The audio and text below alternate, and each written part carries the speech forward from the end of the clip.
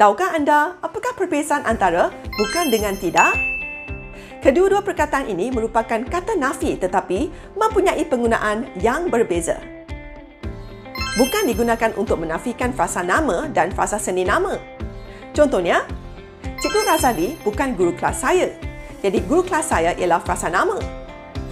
Bunga ros itu bukan untuk kakak. Untuk kakak ialah frasa seni nama. Bagaimanakah pula dengan kata nafi tidak?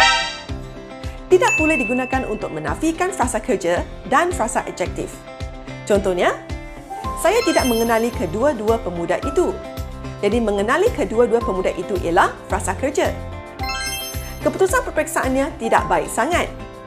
Jadi, baik sangat ialah frasa adjektif.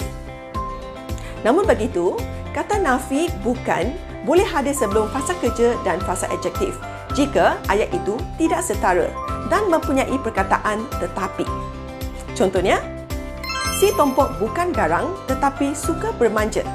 Jadi di sini, garang dengan bermanja tidak setara dan ayat ini mengandungi perkataan tetapi. Seterusnya, Ahmad bukan pandai sangat tetapi dia rajin belajar. Jadi ayat ini mengandungi perkataan tetapi.